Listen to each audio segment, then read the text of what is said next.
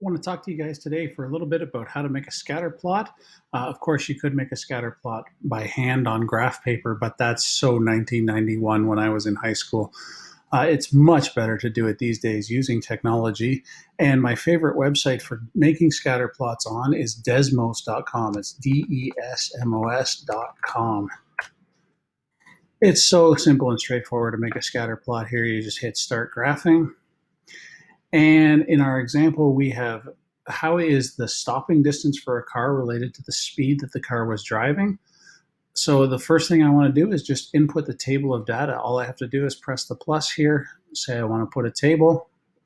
And for the speeds, I had 20, 40, 60, and pretty quickly Desmos even shows me, oh, I already know what you're going to type next, 80, 100, 120, 140, 160. That's how far my table went. Now I'm going to come back up to the top and I'm going to input the stopping distances. So it was 7, 15, 23, 85, 65, 87, 124, and 155. Now to see, Desmos has already created the scatter plot, but it's not on screen. To see it, I'm just going to press the little zoom to fit button here, and boom, there it is. Okay, if I want to make my scatter plot look a little nicer, I can go up to the wrench here and say, okay, I'd like to put a label for what is the x-axis in this case. The x-axis, of course, is the horizontal one, and that was what was speed of the car in kilometers per hour. So you can see it added it down there. And the y-axis, the vertical one, that was what was the stopping distance for the car, and it was measured in meters. When I look at the scatter plot, any single one of these points represents one of the entries in the table. So for example, this point, I can see it's on the line that goes down to 100 for the speed. So this person was driving at a speed of 100 kilometers an hour. And if I go across, I'm going to just have to estimate right now. I'd say that's what, 50, 60, 68, 67 kilometers an hour.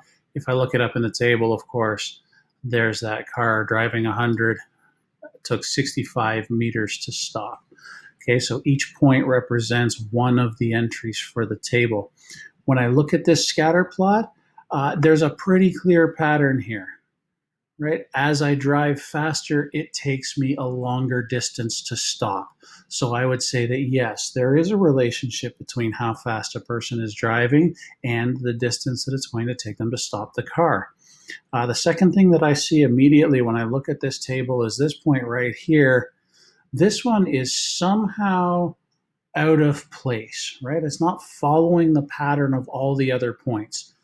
What might have caused that? Maybe the road where they tried to do that stop was a little wet or something, and so the car took a longer distance to stop.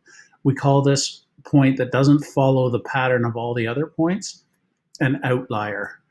It doesn't mean that we should get rid of this point. It just means that it's a little off the normal pattern, right? And we'll treat that mathematically maybe in some different ways. Sometimes outliers are accidents because we measured wrong, and sometimes outliers are indications of something really interesting happening at that particular time and space. So outliers, we don't invalidate them. We just recognize that it is an outlier. And that's pretty much everything about making a scatter plot in Desmos. There are other settings you can play with. If you want to change the color, you can come up over here and change the color.